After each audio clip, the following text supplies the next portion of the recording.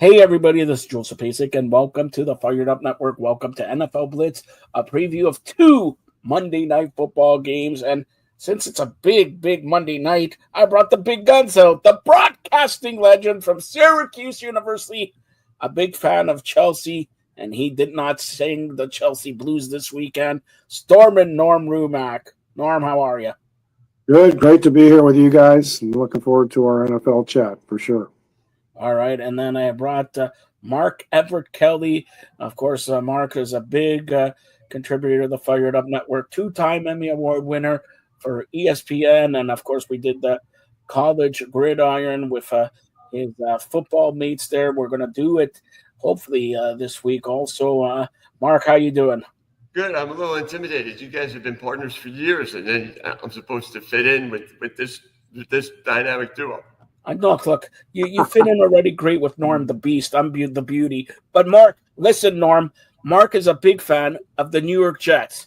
We're going to talk about Monday Night Football, but since I like the Bills, he likes the Jets. Norm, can you tell me what happened in yesterday's game? What was the score between the Buffalo Bills and the New York Jets? I don't have the exact score, but it was kind of lopsided, 30-10. It should have been 30-3. I called them up. I said, Sean McDermott, give my friend Mark, he's been doing a hell of a job here for Fired Up Network. Give fumble in the end zone, something like that. Give him a touchdown so he could say he scored 10 points. That's what happened. Mark, you're a Jets fan. Even more pain than the Buffalo Bills. Even we went 4 straight Super Bowls. We're going to win. We're going to go to the Super Bowl and win since it's my birthday next year. What do you think of the Jets' performance on Sunday? Well, I think like everybody, what we've seen already. I've seen this every year of my life. So the opening loss against Pittsburgh, I think was you could have written the script. I could have written that script because I've seen it every year, and whether it was with against Patriots in '89 or Denver in '93. I mean, there's that type of loss happens all the time in Jet history. Week 1. But week 2, you expect them to play and show some of the things they did against Pittsburgh, and they didn't. And Buffalo dominated them. Figured they could run the ball on them after what Baltimore did. They didn't. They looked like a Bruce Coslett, Joe Walton, Rich type, fill in the blank loser coach. And I think most people expected more from Aaron Glenn. So, not the best of starts, but remember, Parcells started 0-2 in '98. I got news for you, Mark. This is not 1998. And Norm Rumack has just texted me. He said the Jets remind him of Sanchez butt fumble. That's how inept they were Sunday, all right? But I digress. It's a new day. It's a new night. It's Monday night. 2 Monday Night Football matchups. Let's begin at 7 p.m.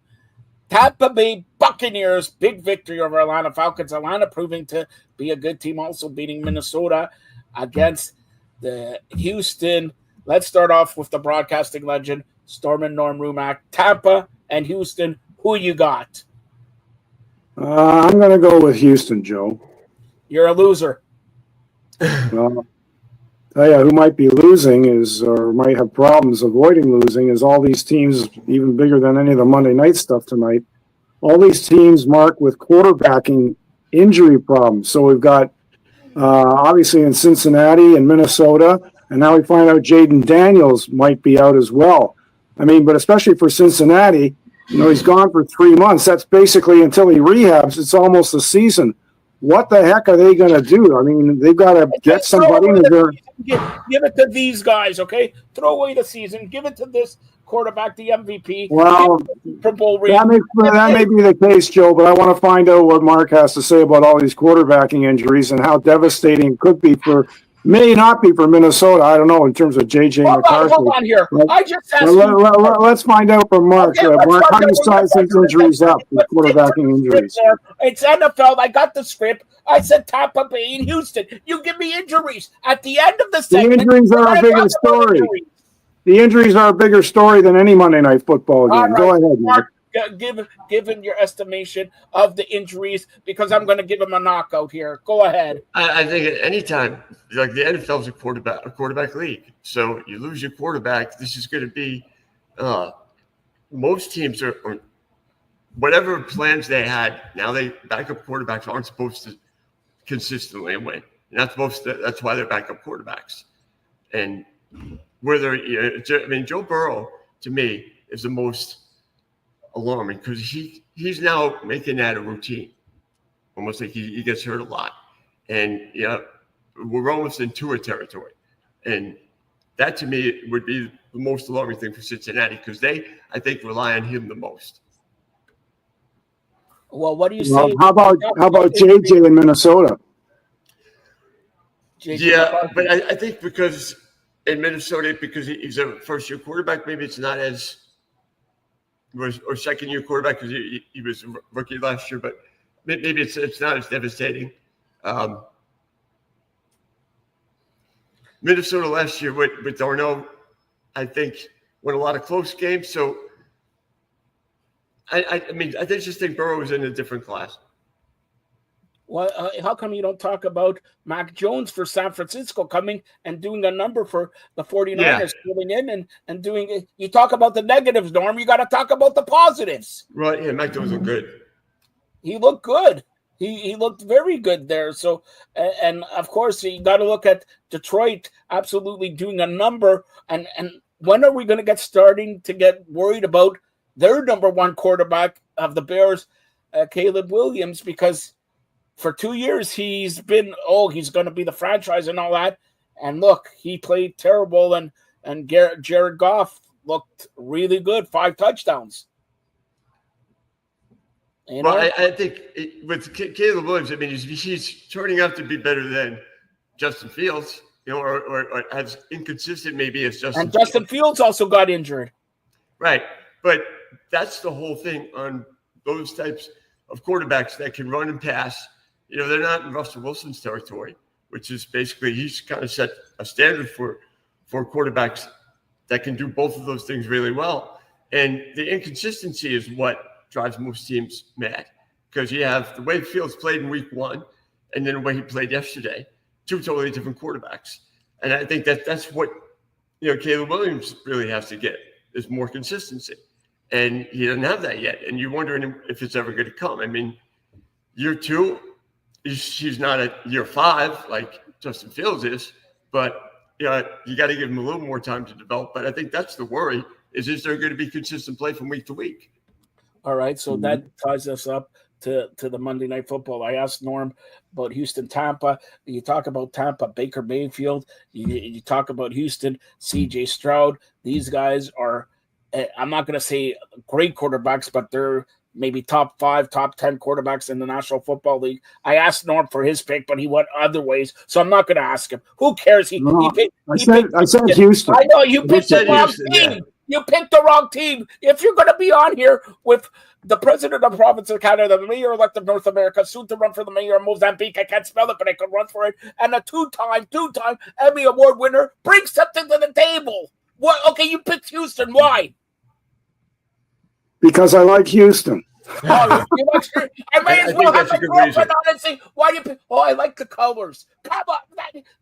Why do you pick the Buffalo Bills aside from the fact that they're heavy favorites this year? First of all, you talk about injuries. A critical. See, he has the guts of the president.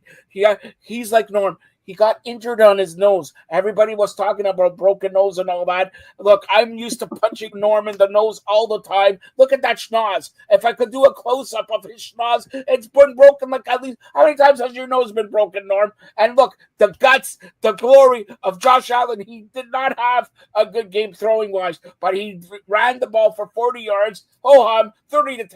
And Buffalo did not play anything. I was not impressed on how Buffalo played against the New York Jets. Now, Joe, you forgot to ask Mark who he's picking for tonight. I'm going to get to that tonight here. So, Mark, since I got Tampa, go ahead, Mark. Because I think they'll win. Who? That's a good reason. Who did you pick? Tampa. See, he's. This is what should know this. This is called kiss butt. All right? You pick Houston. He picks Tampa. You want to know who's going to win? Who cares? I don't like any of these teams. Actually, I kind of like Tampa. A shout out to Steve Carney, my good friend Steve Carney. I taught Norm to be with Steve Carney, and since Norm came on here, Steve Carney has refused to come on. But anyways, okay, I like Tampa. Mark likes Tampa. You like Houston. Let's see who wins. Now, the nightcap. The LA Chargers travel to Vegas to take on the Vegas Raiders. The Chargers surprised everybody in Brazil, beating Kansas City, and Raiders beat New England. Let's start off with Mark here. Who do you like in this one? I think the Chargers are the better team. I think the Raiders, under Pete Carroll, I think they're on their way. They're better, I think, than they were last year. But the Chargers are the team that everyone thinks they're going to step up and take over for the Chiefs. Now, the Chiefs are 0-2, and this is a perfect situation for the Chargers to kind of slide in and get at least their early season advantage. I mean, they don't play each other till, I believe, week 14 or December 14th, I think? Or when's their first matchup against Kansas City? Yeah, they play on Christmas, and then they play a couple weeks before that. So it's later in the season, there's still plenty of time for them to get even. But I think on the road against the Raiders, maybe next year they'll be ready to win this game. But I still think the Chargers, this is their year. 0-2 for the Chiefs. I think if they want to step on the throat and really take advantage of this, they need to win this game. I think they will. And I see no bias, Norm. I'm going to say, Mark, you're wrong. I just have a feeling that you're right. Everything you said is right. I just have a feeling. Look at Denver and Indianapolis. Denver, everybody's high on Denver. What happens? Indianapolis. Yeah, but Denver's got a rookie. Bo Nix isn't. It's still undecided. It doesn't matter. I'm calling the Vegas Raiders to prevail by last-second field goal. Norm, what do you say? I'm going with the Chargers. I like the way they started the season. I agree with Mark 100%. I think they're a better team, and I think they'll win this game. All right. So, key thing before we close this out, because I wanted to talk about this, but Norm started there. Mark, I'm going to ask you this. What was the story in your eyes of week 2 here? Injuries to quarterback, we talked about it, but other than the injuries to quarterback, any other teams surprised you? Or we had great like Denver, Indianapolis, Miami, and the Patriots were right down to the wire there. I think Miami's losing again at home, starting 0-2 at home. Well, they lost week 1 in Indianapolis, but starting 0-2 and losing to the Patriots at home in a back-and-forth game, that's a bad sign for them. Their offense put up points, but if you can't stop the Patriots and you're the Dolphins, who you should beat them at home. I think that was alarming. I think them starting 0-2 was alarming. I think maybe the Jets starting 0-2 alarming, but the way maybe they lost to the Bills after the way they played week 1. And maybe the Steelers and Aaron Rodgers aren't as good as everyone thought. The Seahawks sneaking up on them and winning, which I didn't think would happen. Those are kind of surprises that I saw in week 2. Hey, Mark, let me extrapolate on that. In terms of the Steelers, how worried is Coach Tomlin about their defense? It is early, and it's probably a little bit too early to get ridiculous and obsessive about one aspect of a team's game. But do you think Coach Tomlin is legitimately worried about his defense? Yeah, I think he is. I think if you let him 30 points to Justin Fields, that's an instant worry. The way the Jets ran the ball right down the throat. Normally, you don't do that to Pittsburgh. And them losing to the Seahawks the way they did, they couldn't stop them either. And bad signs early in the year. I mean, usually Pittsburgh can figure out their defense at some point, but I don't see the players that are there anymore that are that talented. Jalen Ramsey was the guy they picked up. Now, obviously, made a great play at the end of the Jet game, but Minka Fitzpatrick isn't there. Some of the bigger players that were there in the years before. So I don't know if they're going to necessarily get better. And do you think in terms of Jaden Daniels, with maybe not being able to play next week, I saw a good point being raised by some of your people at ESPN. I was watching earlier in the day, and you're starting to wonder, are they risking him too much with all the running that he likes to do, running with the ball? I mean, that's his style. That's who he is. But do they have to try and rein him in a little bit just to protect him? Well, I think with C.J. Stroud, and then you have obviously Lamar, the Baltimore's quarterback, Lamar Jackson. Yeah, Lamar Jackson. I think broken plays can be enough sometimes to win a game, and if you don't take advantage of that, you're not using his full strengths yet. I think most people would want just a drop back quarterback, but with someone that talented and that fast, if you don't put it into the game plan, you're not really necessarily taking advantage of the things he does best, and then you don't know how he's going to feel about it. And players today are really kind of with their egos. You never know if they'll take something that they've done their whole career. But I'm with you. I mean, at some point, you can't be that kind of quarterback anymore. At some point, Josh Allen to me too is a guy that I thought he takes risks, but he's a little bigger guy. But that's always my worry is whenever he runs. I remember him like in first year leaping over a guy for the Vikings, like jumping over. He's got incredible athletic ability, but sometimes when you have that, like you think to run instead of pass. But I think with Daniels, he's good enough to where he'll be able to do that less and less for his career. I mean, don't you think? You would think so. He'll evolve. Obviously, he's got a good arm as well. So who knows? But I just think, obviously he's the franchise there, and you want to protect your franchise player as much as you can. I mean, Jackson developed into a pretty good passer. I mean, he's had a number of 5-touchdown games throughout his career, a couple MVPs. And he was a guy that really, early on in his career, was a broken play guy, too. So I think, right. I think I don't know if he's Lamar Jackson. I mean, that's kind of a high standard. Okay, fair enough. All right, so that's 2 Monday Night Football game previews. Norm, tell everybody how they could get a hold of you, and then we'll go to Mark. Well, that's easy enough right up here on the Fired Up Network with my good buddy Joseph Pasek and Mark joining us frequently as well on the NFL and a lot of other great guests. So we cover all the sports for you right here. Joe's extremely knowledgeable in all sports and well-connected in terms of baseball and wrestling and football. So you want thorough coverage of sports, both locally and footy worldwide, soccer, if you prefer that title. So we've got it all covered for you right here on the Fired Up Network. And check us out, and you'll see we cover all the sports that you folks follow wherever you are. All right, Mark, go ahead. Same thing to you, and let's talk about your where you are right now. Norm, listen to this, because you like to eat, especially for free. But you like to eat. I do this from a place called the Cattle Stampede here in Fort Payne, Alabama. It's a great restaurant that really takes care of middle-class families, and the owner, Miles Smith, is a great guy, does a lot for the community, and they had a great buffet, and it's like really fun for me to always get. So I always get the best food here, and because I work with the high school athletes, like they come here, and it's just part of the community and part of a small business that we really like to support. But being back with the Fired Up Network a little bit and doing some NFL stuff I haven't done in years, it's a lot of fun for me.